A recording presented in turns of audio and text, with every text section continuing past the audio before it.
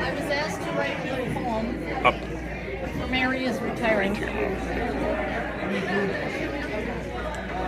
All right. Silence. Come on, this is nerve-wracking. Okay, it's time to depart from upstate. Smile when you turn in your badge. Be glad of the things you learned from there, be they good or bad. They say that things make you stronger, so Mary, should you stay longer? Not on your life, you quickly respond. It's time for me to go. 38 years of service, and some days went so slow. You've seen all kinds of trauma and lived through so much drama, all shifts, weekends, and holidays, but you chose to go to nights. That was a very long time ago, when Tina was pretty and nice.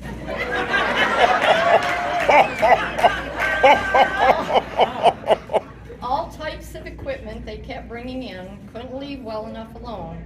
And if you didn't have the right kind, you and Cindy would build your own.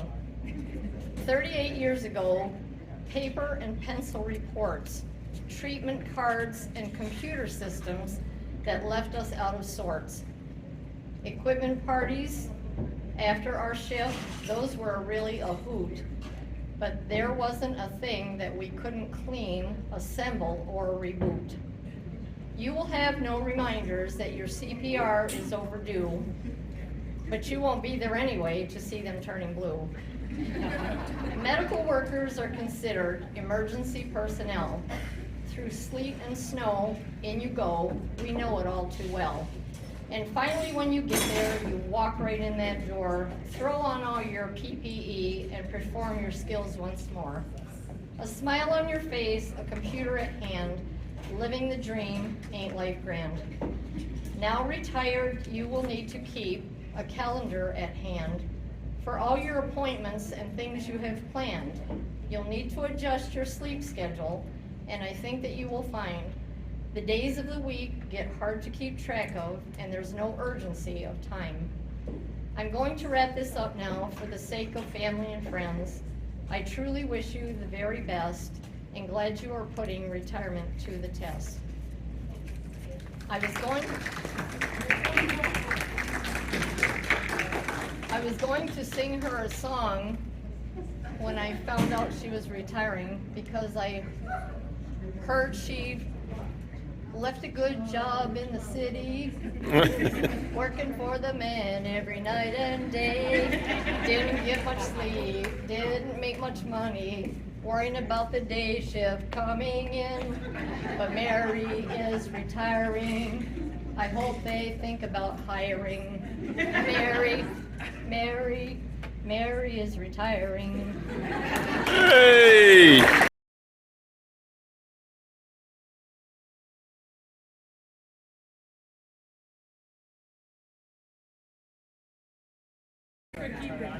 It's on. Can everybody hear me? I know, I usually only have 2 volumes, loud and louder, but I hate talking in front of people, so I'm going to do the best I can. So, just to start things off, hi, how are you, everybody? We got to do this like Mary Stevens, so we're just going to make this effing short and sweet. I'm sick of all this crap. Mary Stevens, I just don't have enough words to say about you. I remember getting a report from you in the morning when I was a student, and I'm still learning tricks from you today. That's So, the report you never got, too. damn Skippy, where'd you think I learned it from? You have shaped me into the therapist that I am today, so it'll be very hard to see you go. But just so you remember all of our times and sarcasms and everything else under the sun that's happened in that godforsaken PICU, we made you your own pillow therapy that is over with your gifts. Because we all know these frickin' chronics need pillow therapy. Because let me tell you, it's not another day in paradise in the PICU. Frickin' Q2 treatments. My boyfriend Jimmy Martin better help me out here.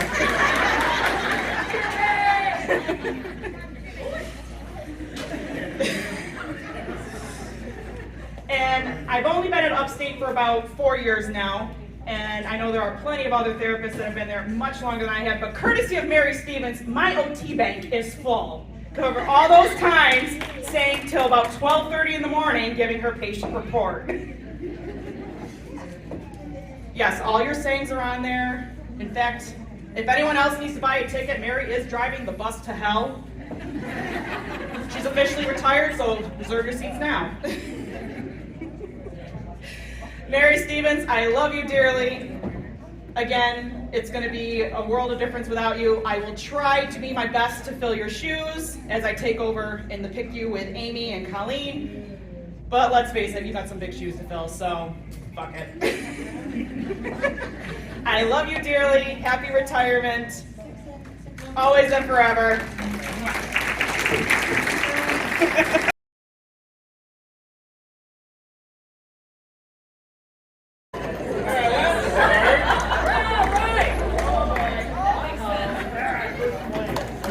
This is far away. Is this working? Good. All Way to right. go, Neil. All right, Mary. I was approached to make some words for the occasion tonight. Unfortunately, I have a few more minutes than I would want. But this is the time of the year that where lots of speeches are given. So I had some stuff out in the car. There's some good ones, and so I went out and grabbed a couple speeches. And I thought we'd start with. I think this is it. So let's get started. Fellow graduates of the class of 2022, congratulations, we did it. That's the wrong one. That's the wrong one. Let's try this one. This is good. Yeah, if everyone would just raise a glass. If everyone would raise a glass. It's great to see everybody here tonight to celebrate the happy couple. Their vows this afternoon. For this wonderful expression of their. Oh, that's not good. All right, Mary, congratulations to you on your bat mitzvah. You're now a great Jewish adult. One more try here. This is what is titled, A Speech for a Retiree Who Will Leave a Hole That Cannot Be Filled. All right, so I'm still the young guy in the ICU, although I'm gaining in wisdom. And I've learned over the years that there are certain people that you can rely on. There'll always be a dime short when you're trying to buy a soda from the machine. There's always a warm bed at mom's house. Hollywood marriages will always break up. Your dog will make it seem like you're the most loved person in the world. The sun will come up tomorrow, but before it does, Mary will come in and work the night shift. was already working as a stalwart when I got started as a resident. On most days, you could rely on the fact that Richie was there, going to be there for the days. And then Molly would come in the evenings and make everything of the evenings work. And then Mary would come in at nighttime to care for all of our patients. And there were other folks who came in and around. Tina was a frequent part of it. As you know, she was our Rainbows and Care Bear therapist. Back in the old days, that changed. Yes. Janana came and Amy and we have a whole bunch of folks who've come in. But Richie eventually retired, and then Molly. But you could always rely on Mary being there at nighttime, where she was always been. Mary was there in the days when you would adjust the tidal volume by ordering the flow just a little on the high side. High side of 6 liters. High side of 6 liters. Mary just had a true understanding of how ventilators work, because she started at a time before they were truly computerized. And you could actually look and see what they would do, kind of like cars today. You can't figure them out without plugging them in, but early on it was easy to see what to do. And when Mary started, they were obvious. And she got a really, that was the point when you go down to the true value and fix a ventilator and get parts from it. She really understood what she was doing. In those days, ventilators, as you probably heard, data was kept on the sheets at the bedside that Mom Canner always wanted me to look at. Mary, like others, would go from bed to bed checking their ventilators. And woe to the resident or attending if the ventilator did not match what the sheet said it was supposed to be. Touching a ventilator without permission could lead to a loss of limb or loss. Drop back bloody stuff. But if you took the time to say hi to Mary, and this was important, and ask her questions, you learned a couple important things. Mary is, of course, a world-class respiratory therapist. I had the benefit of going to a mecca for critical care to do training, and there was nobody better. Mary was a lot more than that. She was an educator who would share her knowledge, a guide that would help ensure what your patient needed, and a great team member. Many of you learned from Richie and Molly, but especially when you were, quote, on your own at night, it was Mary who you looked towards. And as a resident, that was always important. She always shared her experience, even on a bad night. And she taught generations of us. Even last night, and I thought this was really telling, even last night I sat with her and she was mulling around, should I retire? There's a whole new crop of people coming in I could be teaching. I told her to get the heck out. And then, I was chatting with Bill, and Bill wanted me to say a couple of words in here as well, because he wasn't able to be here. But, we always knew as an attending that if you didn't know what was going on, you were home and you weren't sure, you would call Mary at nighttime and say, tell me what's really happening. And if she said it was okay, you rolled over and you went back to bed. And if she wasn't sure, you came in. But if she offered a change, you could just step back and the magic would happen and all good things happen. So we learned to listen to her. And there was just a calmness about her that when she showed up at something bad, everybody was just kind of relaxed. Mary's here, everything will work. That's so cute. It is. Hear what she said under her breath. She's got lots. All right. So, not everything is perfect. Not everything's perfect. Like Benny, she's been affected by her low staffing. You probably heard that. On some nights, the burden seemed to weigh greatly on her, but she always found ways to address what she needed to. This is the part that I like. It didn't matter if she came in and said, I don't want to work tonight. I don't want to do nothing tonight. If there was a kid who was going to go to CT, there was a vent there before I even decided he had to go to CT.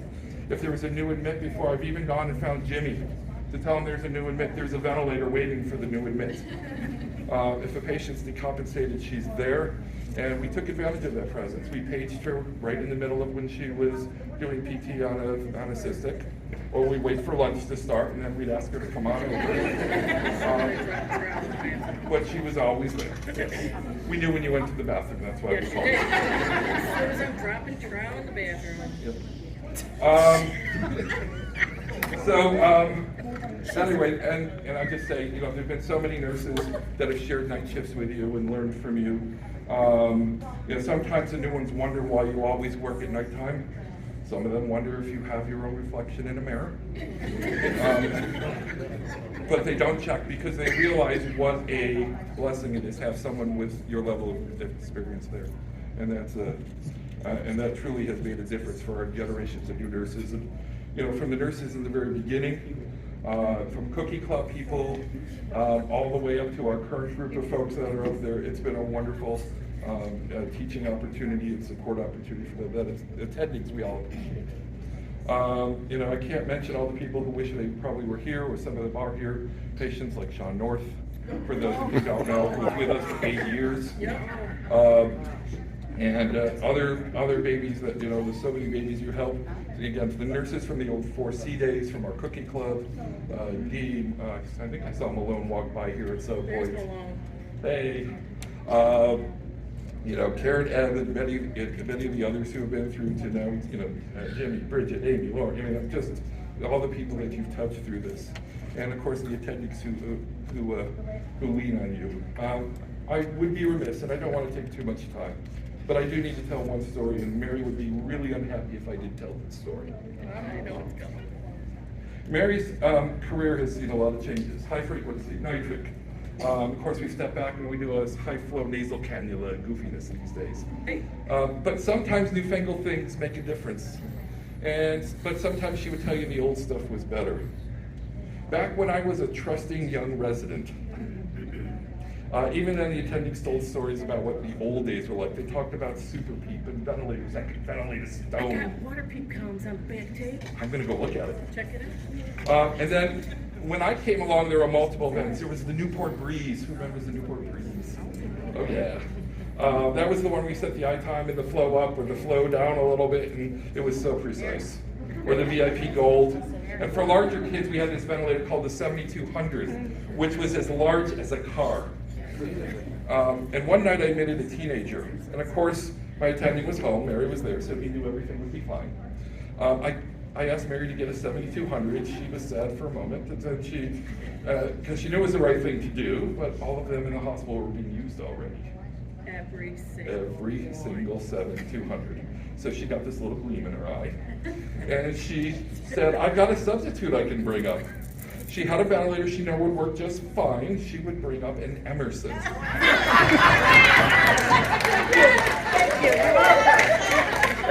For those of you who don't know, this is the one that you can go down to the True Value and get parts and things. Underwater. Ventilator ever! This was the ventilator that kept Sean North alive, as I understand it. Yep. Did it work? Sure did. Yep, sure did that night. Was she right? Yep, she absolutely was right.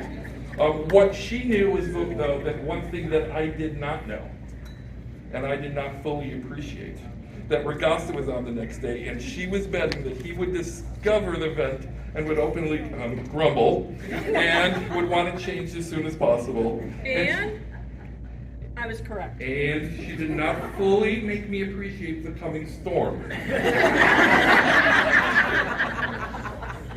So that morning, I witnessed how fast Kevin could read a room.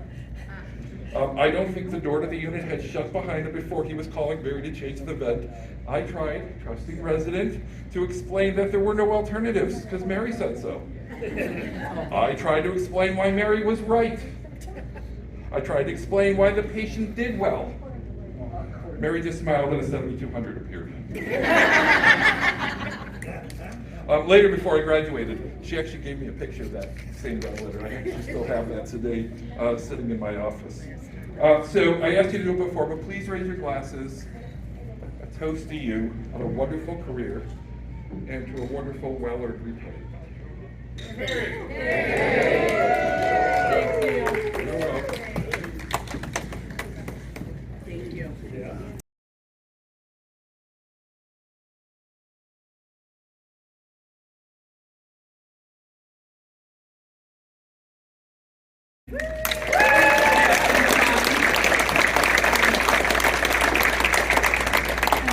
Because healthcare workers are used to eating late, we're going to have Mary and all her special family guests first, and then I'll be around to send your tables up. Thank you. And then we will hear from Molly.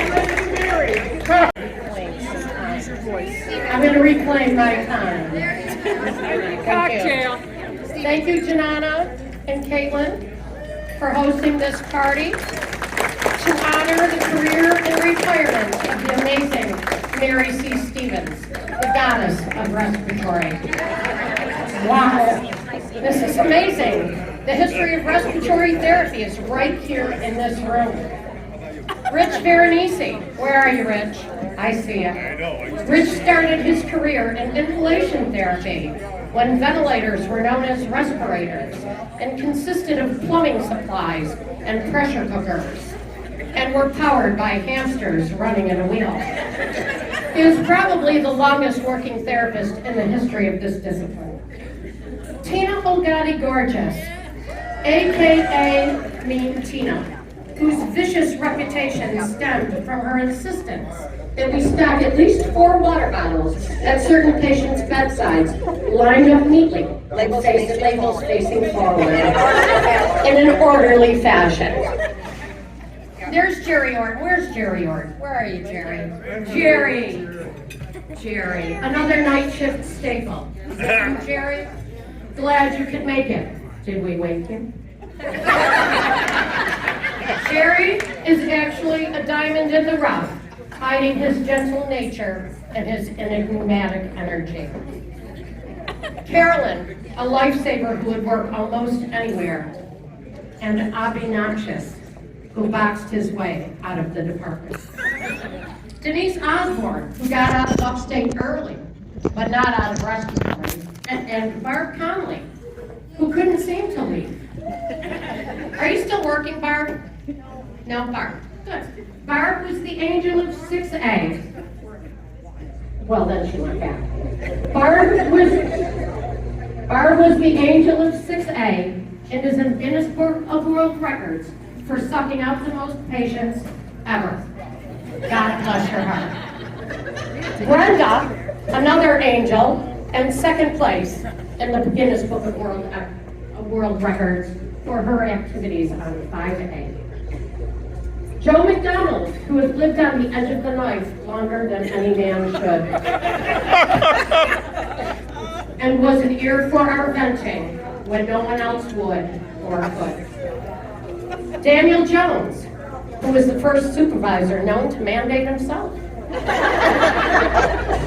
He would also go on the dreaded pediatric transports. I know others did as time went on, but he was the first. And so nice to see so many ancillary groups represented here. Among them, the scary-ass peds, nurses, and doctors. You know, the people who yell, "Hey, respiratory," when they run into trouble. You know that's true. And also true is that genuine friendships were created.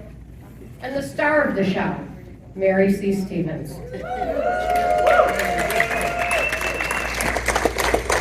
I started working with Mary about 33 years ago, and soon after that, I was either giving her report or she was giving me a report.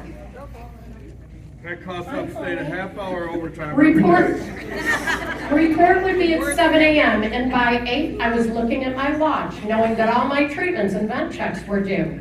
And we'd only just started talking about our second patient. Report was thorough, to say the least, but I digress.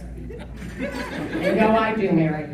Mary shared a lot about her family during the time that we gave report, and I cherished every minute of it.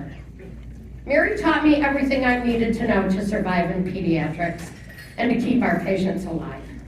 She worked the night shift for 35 years? 35 blissful years. 35 blissful years. An amazing feat, as this shift required its staff to show up for work in the most adverse conditions and in spite of their own personal needs and health. Mary was an example of what a great work ethic looks like and respected the gravity of the job. She was able to fucking communicate with doctors and nurses in her own inimitable way, and orders were written accordingly.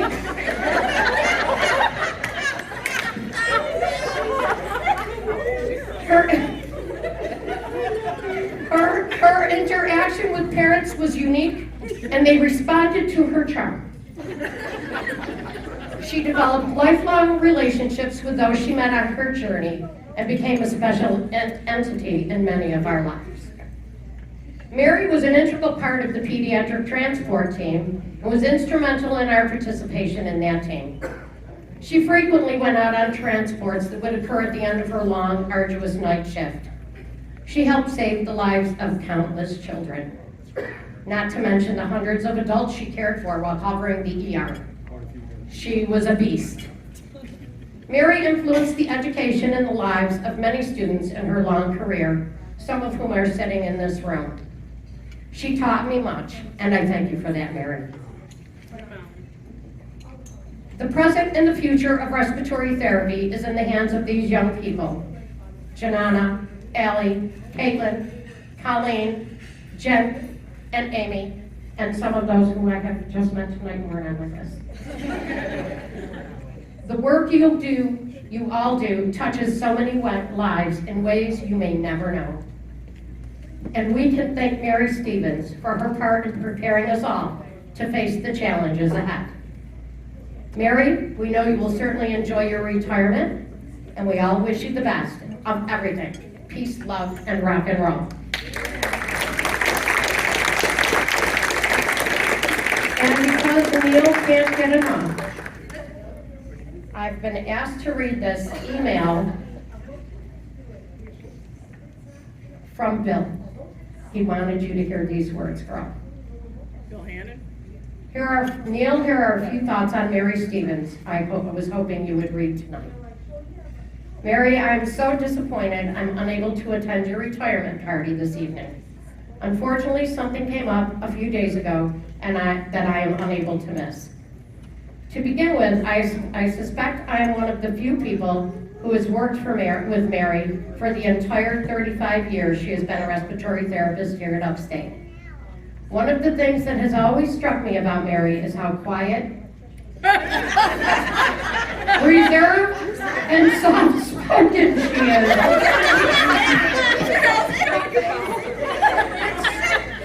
Soft-spoken she is. Rarely,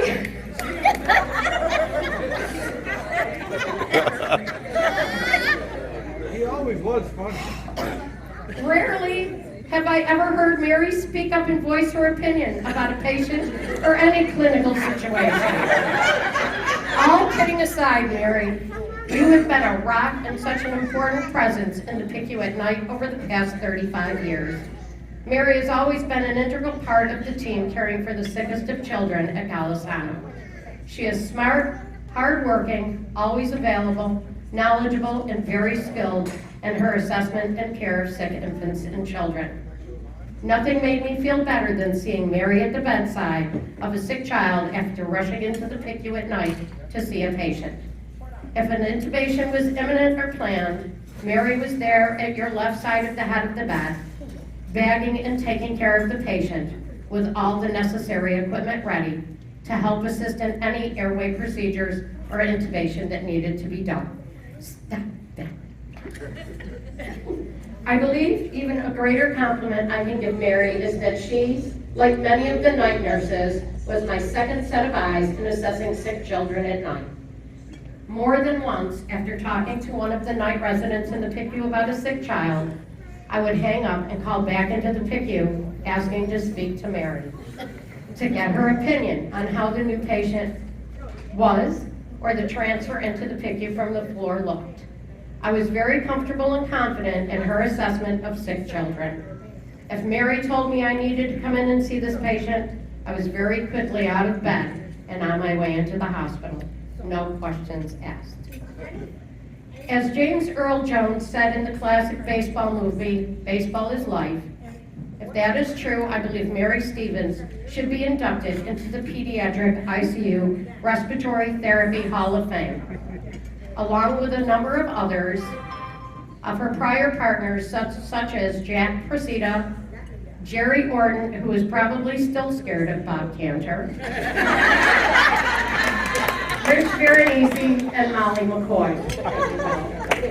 Again, I am sorry I'm unable to be at your party tonight. I want to personally thank you for all of your help and expertise caring for so many children in the PICU over the past 35 years. You could also always make me laugh. Trust me, Mary, you will be missed. Please enjoy your retirement, Bill Hannon.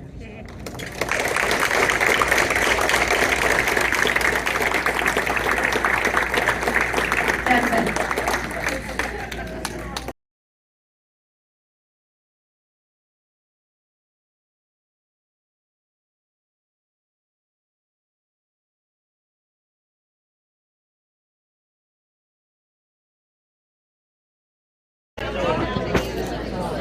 Hey everybody, can I get your attention please?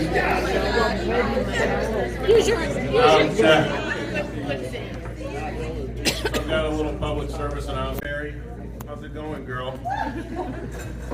Haven't seen you in a long time. I heard you're leaving the night shift. Does that mean there's no more soirees in the morning at Barry's with the rest of us? Since Barry's is closed, yes. We haven't found another place, but I'm sure we can make something happen. We promise we'll keep our hands to ourselves so the rake doesn't come out. Anyway, if you can make this happen, me and the boys, Officer Ben Dover, Captain Kenny Cummings, and Sergeant Willie Dewar. All right, hope to hear from you, girl. I think we know whose phone this is. Thanks. Here you go, man. Hey, thanks, buddy.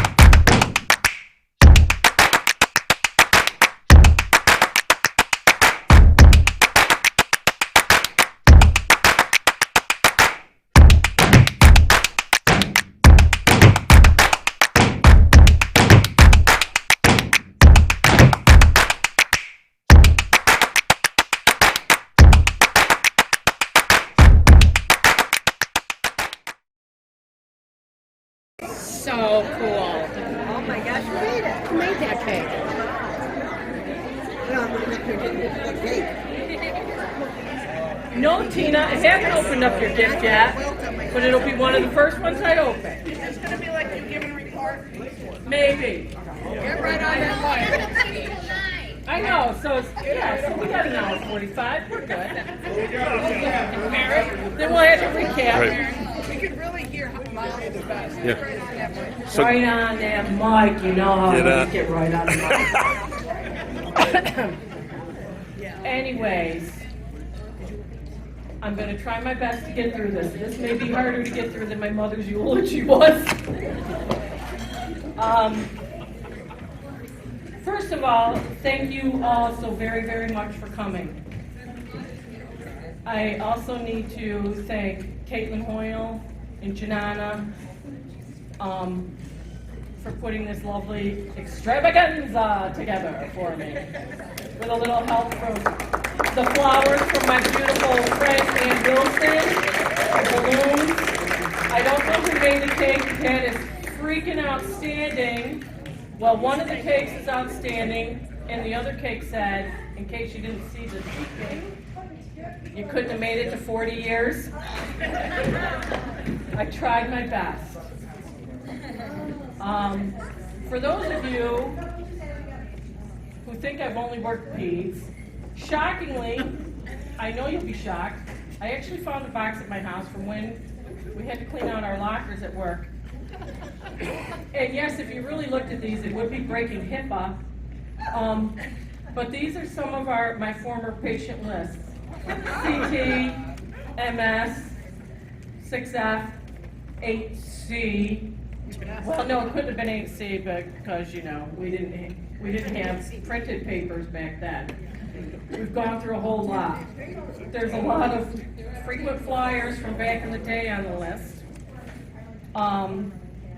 When I think of upstate, I think of family. I'm gonna get through this. First of all, my lovely biological family is here. I think we're related biologically. At these two tables. This one there. Kyle family, let's see,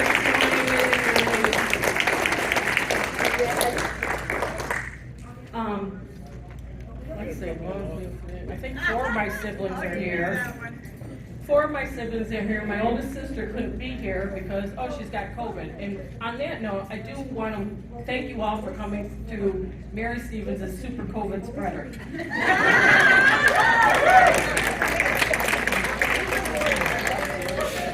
Joe McDonald, I thank you for representing management. Joe McDonald, thank you for having the cojones. I know, and I'll probably what are they going to do, fire me? Might make you work longer. They might make me work longer. I'll probably get mandated on my last day. And I would take it with, bells on, I'm sure, except it would screw up my golf game that day. To my golf partners and friends in the back, my girl Sherry, my golf partner, my girl Bert, not only my girlfriend, but my 4A/12E friend, Beth Cavice. But upstate has always been a family to me, even before I worked there. And believe me, I never thought I was going to work there. When I went to school, I was going to graduate and work at the VA. But of course, the VA has no turnover. So I took a job at Upstate, one of 7 people in my class. I'm the last one standing, shockingly, because I didn't marry a doctor. And no, if my brother Richard heckles me, don't forget, payback's a bitch. But family and Upstate have actually gone together. Back when I was in 6th grade, my brother Max.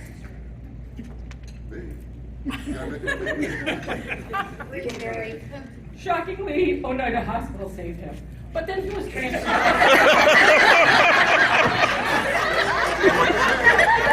True story. He had a Gretchen Newma, they needed to put a chest tube in. As soon as they got that in, then they shipped him to upstate. He was in 8C, and then he went to like 5A or something. Through the years, upstate has taken care of many of my family members, a couple of more brothers, and when my boy John, who was an infant, they took care of him.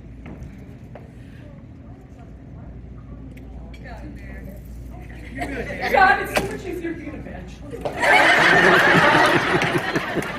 But of course, my family doesn't know me that way. I am, you know, everyone's favorite sister-in-law and their favorite aunt. But anyway, on the flip side, I have also had the honor of taking care of some of my coworkers' families. I grew up in Chenango. Yes, the birthplace of the Wizard of Oz. Growing up so close, over the years I have had the privilege of taking care of some of my teachers, some of their spouses, some of my friends I grew up with, some of their parents, some of their nieces and nephews. You never know when you are going to run into them. I have taken care of some of my coworkers' children when I least expected it. There's nothing like going to a helipad, knowing that they're flying in a college kid from Ithaca. I don't know anybody there, and yet I did. And I looked down, and there he was. And I came down to the ER and I said, not for nothing, this is my boy Rick's son. And that was Thank you, Mary. something I won't forget. And yet at the same time, we rally the troops and then get everybody under control so that when my friend Rick and his wife Mary Ann come in to see their son, try to be the first one to tell them, he's okay, it's all right. My friend Bean was here earlier. I know a lot of you know that story. I took care of a family member of hers many years ago. And on the flip side, that was not a good outcome, but we were there for each other. Many of my co-workers, 4C, Molly, Richie, a lot of therapists, a lot of doctors, Neil, took care of her beloved great nephew. I had one of my very best friends being taken care of by the MS and surgical ICU nurses just about 5 years ago. He was in a bad ATV accident. And by the grace of God, he is fine and walking, and we're going to be celebrating our 40th class reunion next year from high school. One of the women who said that I should look into a health-related profession, Mary, I don't see you as a nurse.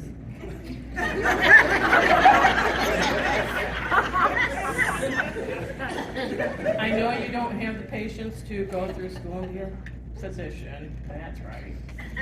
But she was my 8th grade health teacher, Sally Jones. But maybe you should go and look at the health professions, because I took her health class. My father was also a physical education and a health teacher. So I wasn't too shy to, bring up questions or explain to my 8th grade classmates how things work in life. And then you fast forward many years later, and I had the privilege and the honor, going full circle, of taking care of my friend Sally in the hospital. And I was able to be there when she passed.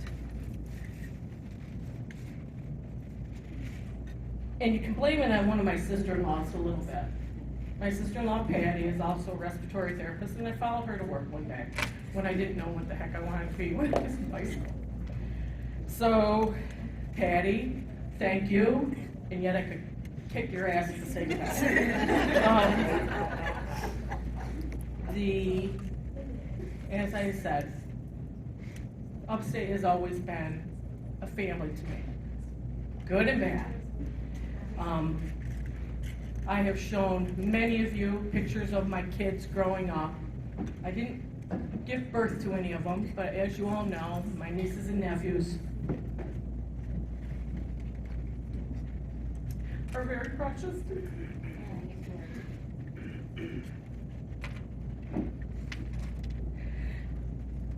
And on the flip side, and now they're grown, and they're even more fun to drink with. And now they're having kids of their own, and I can come visit and then send them home almost as good as a grandparent.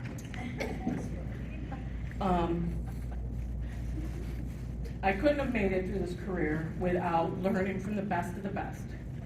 Professor Rich Veronese has taught me so much about pediatrics and just taking care of kids in general and adults in general. He used to work adults too back in the day. I know a lot of you don't remember that either, but he did.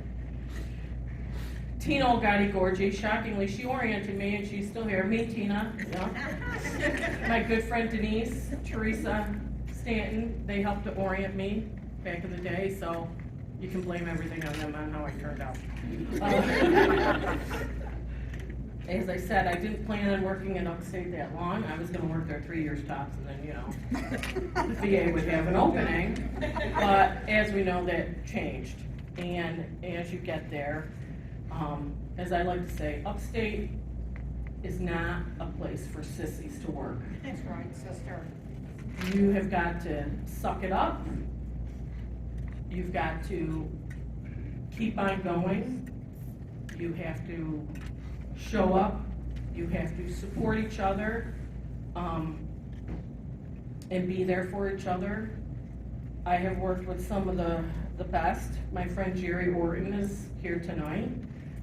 Jerry, he sends the postcard. He's the one who sends the postcards to the department. Jerry Orton, raise your hand. Yeah. And Jerry Orton, when he writes that it's whatever, 1979 to 2007, that's not the year he died. Those are the years he worked out. Jerry Orton and I believe, are the longest dynamic duo working on the night shift. We made it for 20 years together. And at one point, he did hold the record for working the night shift, but I've broken that by about, 15 years. Richie Veronese holds the record for working in the department. I'm not breaking that record, sorry. Tina's trying to make a go of it, and Carolyn Walczyk is trying her darndest to help out and stick in there. And no, I couldn't make it for 40 years, I tried. My career started in the HIV/AIDS epidemic era. I've gone through H1N1, SARS, the great TB outbreak of upstate in the mid-1980s. And the 90s. And the 90s, how I forgot. And of course, this last couple of years. I haven't been affected by COVID as much as a lot of my newer, younger, fabulous, and I'm gonna say it, fucking respiratory therapists. I am so proud of the caliber of work that all of you have done in the last couple of years. The energy you have shown, the compassion, the grit you have had to work on the COVID units, the COVID floors, and my girl Barb Conley came back and helped out with that. Brenda, it's amazing the things that you have done in the last couple of years, and I am so proud of all of you, and I thank you so much for helping me in the last couple of years. You guys are unbelievable, and be proud that you are a respiratory therapist.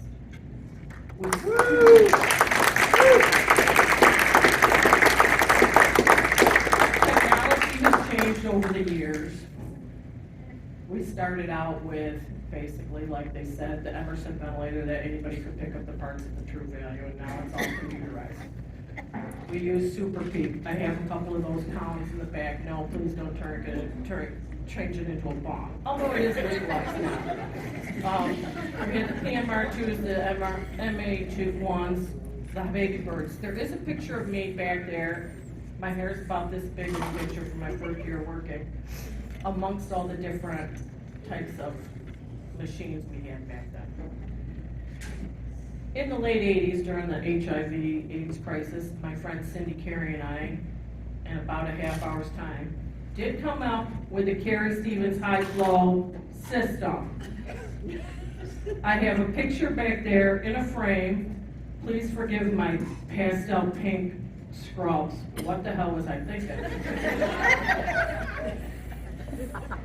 But we did come up with a high flow system. We used a face mask and a tray collar back then. Never in a million years would have thought a kid would, or an adult would have been able to have a nice candle blowing with 35 or 40 or 60 liters up their nose. And I could have been rich. We could have patented it. The 4A nurses and I also should have gone a little bit further. The 4A, 4C nurses, if we had only gone a couple of steps further, we could have been the inventors of the little sucker. We used to use TB syringes, cut off the flanges, stick them in the thing, and you can solve a lot of problems in a baby just by sucking the boogers out of their nose. Telling you. 100%. I've gone to Plattsburgh to pick up a kid. All they needed to do was suck out their nostrils and get a big old satisfying booger. I could have been rich, but I chose not to patent anything so that you guys wouldn't have been deprived of this freaking phenomenal, charming personality for all of these years. There's no denying that I say what everyone else is thinking. This chicken's delicious. That's right. I say what everyone else is thinking. Shockingly, I was never fired. Shockingly, even with the most contentious parents, even when we met, shockingly, mark it on down, I was never fired by a parent. I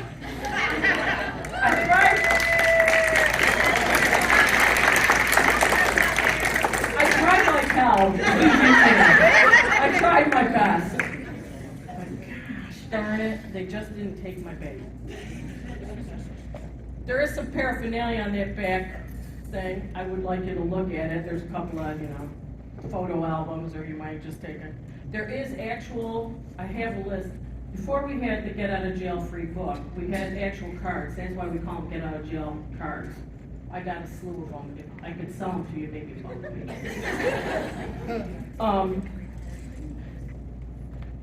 It has been incredible. It's a very bittersweet time for me. Most of my kids, my biological kids, don't know me not working the night shift. I chose to work 8-hour shifts because I was trying to see my nieces and nephews in their ball games, their musicals, their plays, their concerts. And plus, I'm not really good at too many 12-hour shifts, let's just face it. Not that I'm really good at a lot of 8-hour shifts. My family, I think, has mostly understood the importance of my work to me. Even when I sometimes would be late for holidays, bitchy around the dinner table. I know it's hard to believe. Tired. My nieces, or my sister-in-laws have always been wonderful about, Mary, you need a cup of coffee before you go to work? I sure do. And 2 of them don't drink coffee, so that's great. They always understood the importance of what I did. I would try to come in, sometimes roll out of bed. I wouldn't look the best, but I tried. All of you in this room, it's just amazing to me, looking around the years I've worked with you, the legends, the myths. We've shared a lot of laughter, we've shared a lot of tears, we've supported each other, we've done shots and beers in the morning. Hello, my last day to actually work is Wednesday, June 29th. We might be hitting McGavin's on Thursday morning, June 30th. Chiz, maybe. My last day on the books is actually July 6th. I think they're having some soiree in the Performance Center. Maybe it's cookies and cake. I don't know, about 7 a.m. to 9 a.m. if you'd like to stop on that. We've had a lot of, we don't call it the Miracle Center for nothing. There's a lot of miracles that have come about in that place. And that shouldn't have, but did. But, you know, we've had a lot of tragedies, we've had a lot of triumphs, we've had to lift a lot of people up. Things affect you in different ways. There's plenty of times when I've lost a child that broke their head.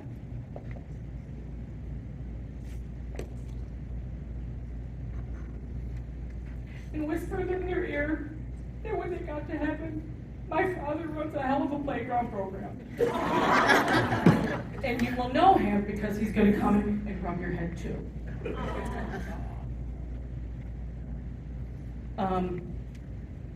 I do have a few sayings, as you can see on my pillow. And you guys picked up on a lot. I do have sayings. Joe McDonald's favorite one is case in point. Case in point, and you're going to miss that. Because he likes to interrupt me, and I'll say, case in point. Live in the dream. Sometimes it's a nightmare. But it has been wonderful working with each and every one of you. It's another day in paradise. So much so that the current PICU staff got me a badge holder that says another day in paradise. Oh, that's right from Mary Stevens. Thanks, Rachel Ponto. Hold, please. Hold, please. Hold, please. I'm coming. I gotta use my highlighter, color my treatment. And then they'll call me for a vent change. I'll say, hold, please, I'm coming. Now I got quite a bit of PICU staff, current PICU staff saying that. Wow, you're nice now. I mellow slightly. Old PICU staff meet new PICU staff. Old PICU staff, new PICU staff will still tell you, shockingly, I do say the F-bomb on occasion. I don't like to admit that in front of my nieces and nephews because, you know, I am an angelic aunt. But I'll go to confession soon. It used to be, of course. Of course you do. Of course you do. You too. Cute too.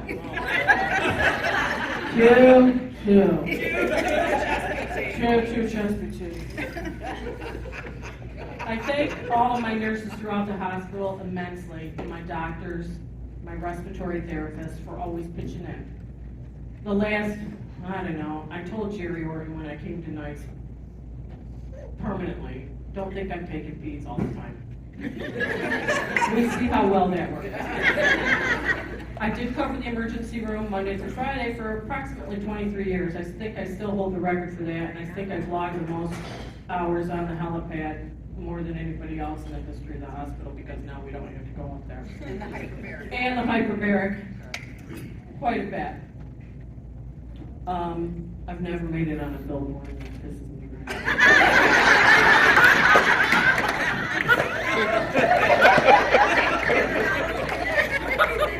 I had a little issue 1 year, so the trauma team, Mary Ann Fields, who was Jessica Falgertano's husband's first wife.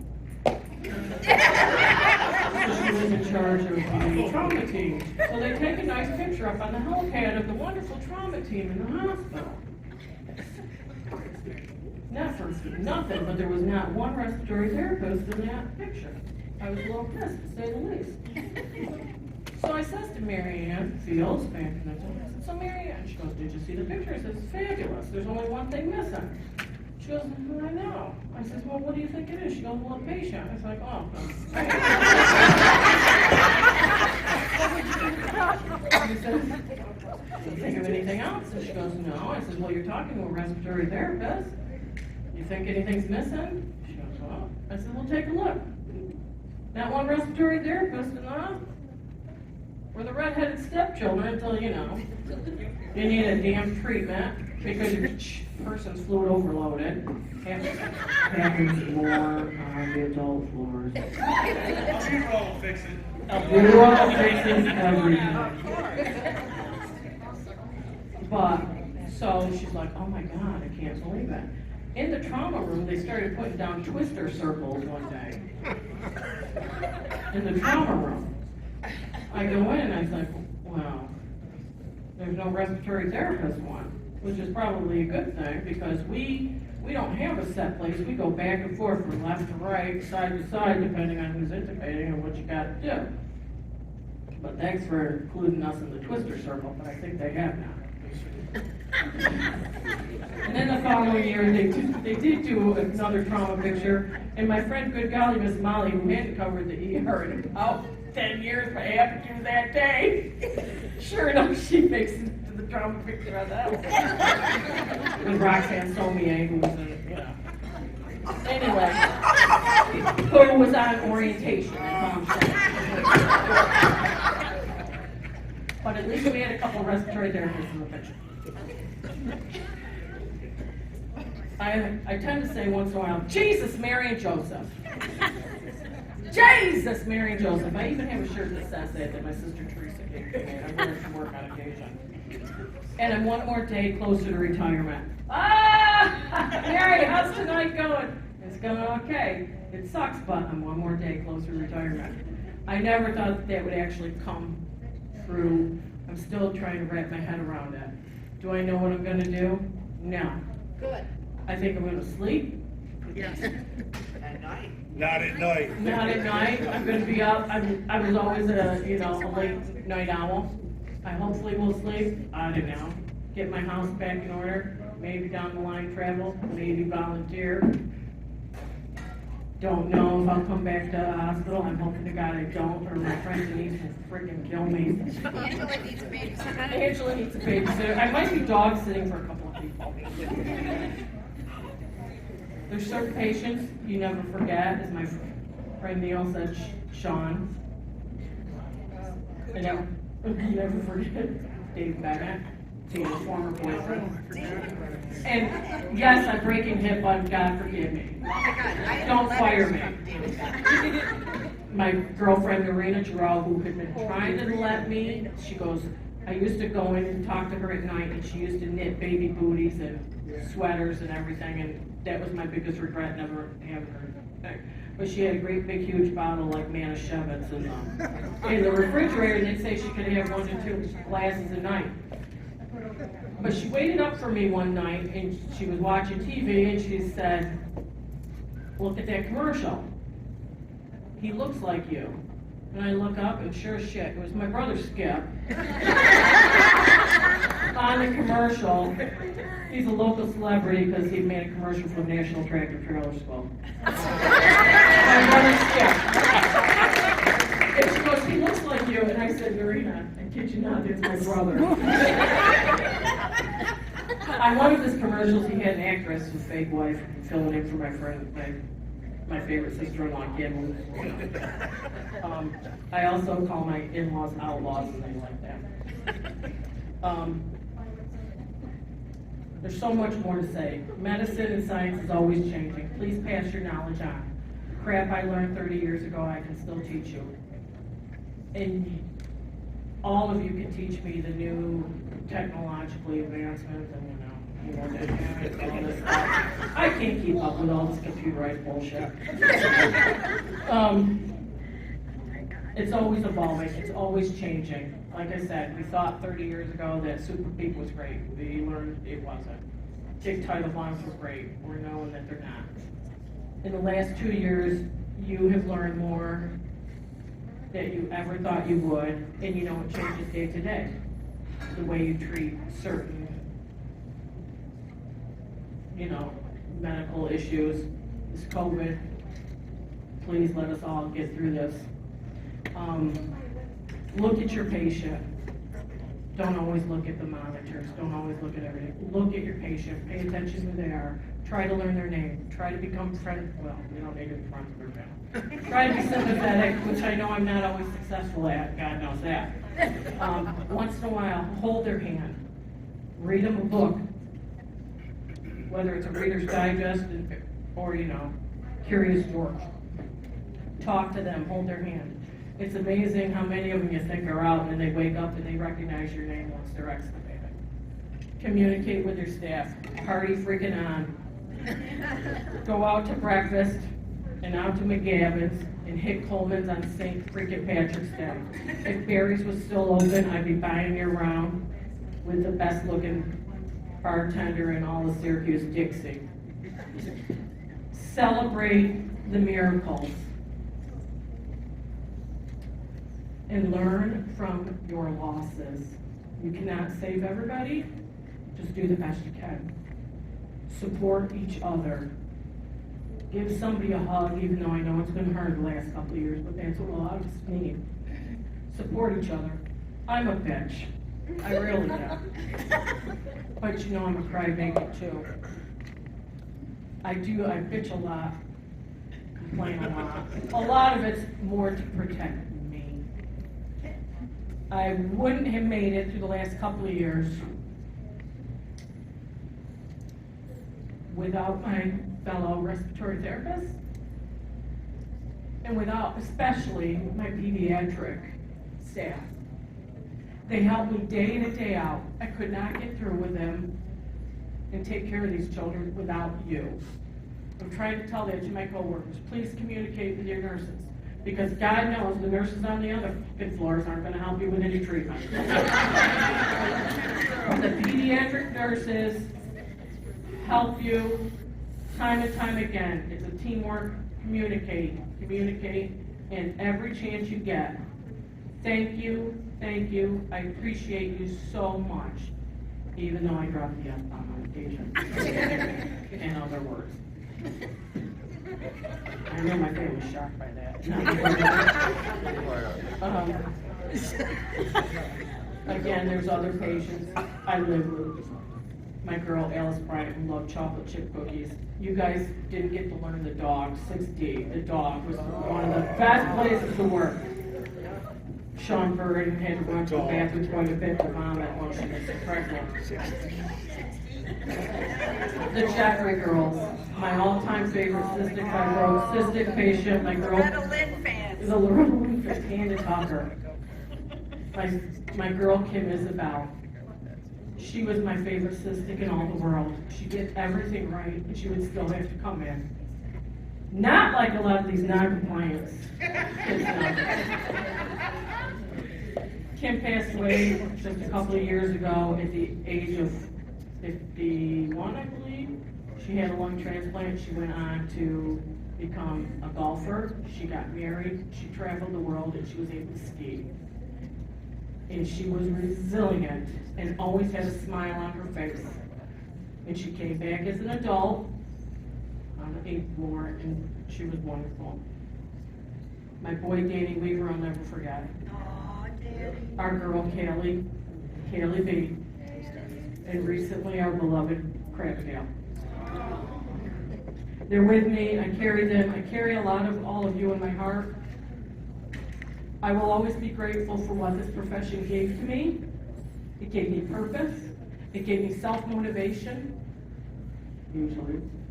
Self-satisfaction in myself for giving good patient care, usually. The huge multi-generational work family that I love with all of my heart. That's what makes this so hard to leave you. I have been blessed beyond words, even though I've spoken quite a bit of them. I intend to draw. Even though I could talk and go on forever, there's tons of stories, as you know. I will tuck all of you into my pocket, carry you in my heart forever. Muhammad Ali said, boxing Bob, if I can read it. He said, the service that you do for others is the rent that you pay for your room here on earth. serve your patients, your coworkers, serve yourself, take care of yourself. It's hard. The last couple of years have proven that. Tomorrow would have been my parents' 67th wedding anniversary. I would have been nothing without my parents and everything that they gave to me and to my siblings. My 7 siblings and I, the in-laws, outlaws, our children, kids, would have been nothing without my parents. And even though my father worked a hell of a lot longer than I did, he also knew to enjoy life and retire if you can. If you can stay in upstate, you can retire a millionaire. I know that's hard to believe. It might not last long, but you know. I have drawn on and on. There's so much more I could say. I know you want me to shut up. I love you all. I'm trying to wrap my head around this. It's hard to say goodbye. Please call me for breakfast, Christmas parties, picnic parties, picnic parties. If you need a ride, you know, breakfast, dinner, lunch, a good time. If you need a, you know, I don't know, designated driver. Wait, Mary, you wanna get this straight? You just said, for a good time, call Mary. I sure did. They cleaned that off the wall. I sure did. I'm calling her right now. My phone's over there. This way I have to pick up. Hey, Mary, it's Dan. It's been for a while since, you know, we had anything going on. Maybe tonight we could have a good time. And besides that, Alex wants you to come in early. All right. I can thank my bosses for giving me the night off originally. I was supposed to work. So thanks, Gina. That's for, you know, planning it for Friday night. I hope you get the night off. Yeah, I did. Thank you. But it was perfect storm last night. I know, I could call in, but it, you know, what are they going to do, firing? There's so much I could say. I know you guys, you know, blah, blah, blah, blah, blah. I love you all very much. I will carry you for a long time.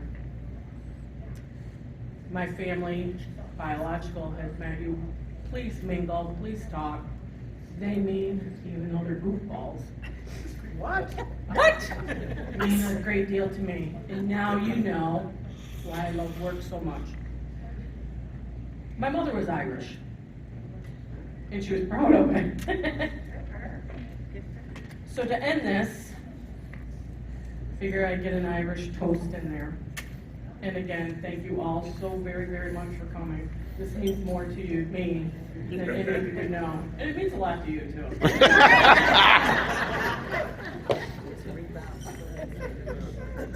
Raise a glass. Raise it to me, I don't get it. Here's an Irish toast. There are good ships, and there are wood ships, and ships that sail the sea. But the best ships are friendships, and may they always be. I love each and every one of you with all of my heart. Some more than others, but no. But I love you so much. Thank you so much for coming. This is bittersweet for me, and it's so very hard for me to leave. But July 6th, come down for, I don't know what they're having. From 7 a.m. to 9 a.m. I love you all very, very much. And drive home safely. Drive home safely. Make it another day of paradise. And just all of you remember, you're one more day closer to retirement.